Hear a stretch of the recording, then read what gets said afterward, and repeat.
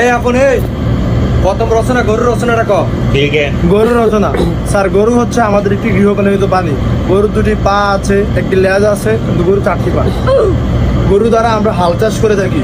গরু আমাদের অনেক উপকৃত একটি প্রাণী। তবে রাখাল ভাইদের প্রতি আমাদের একটাই অনুরোধ, রাখাল ভাইরা গরু চড়াতে চড়াতে নদীর পার নিবে না, কারণ নদীতে রয়েছে একটি ভয়ঙ্কর জন্তু যার নাম কুমির। আর কুমিরের চারটি পা আছে, একটি ভারী চোয়াল আছে, যার দ্বারা গরুকে খেয়ে ফেলবে। তোর কইছি আমি গরুর রচনা করছি, তুই কুমির আইলো কি লিখে দিকে। আচ্ছা বাদ দে, তো 2 নম্বর রচনা বাড়ির রচনা ক। अच्छा। বাড়ির রচনা অনেকগুলো ঘর মিলে একটি বাড়ি হয়ে থাকে।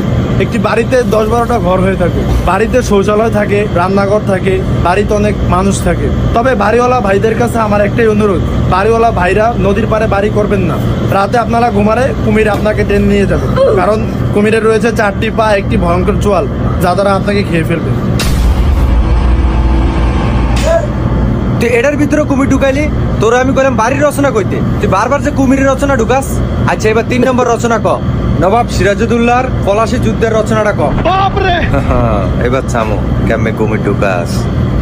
পলাশীর প্রান্তরে নবাব সিরাজউদ্দৌলার সাথে ইংরেজদের বাহিনীর লর্ড লাইভের সাথে যুদ্ধ ঘোষিত হয় এবং সেই যুদ্ধের দায়িত্ব নবাব সিরাজউদ্দৌলা মীর জাফর আলীকে দিয়েছিল।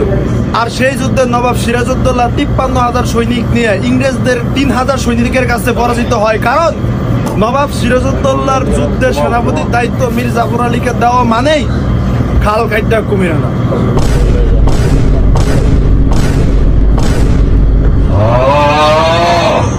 সুতরাং আমরা সবাই জানি কুমির একটি ভয়ঙ্কর জন্তু, যার 4টি পা আছে এবং একটি ভয়ঙ্কর সোয়াল আছে, যা দ্বারা মানুষকে খেয়ে ফেলে। দেখছো তুই জানোয়ারে এটার ভিতরে কুমির ঢুকাইছে।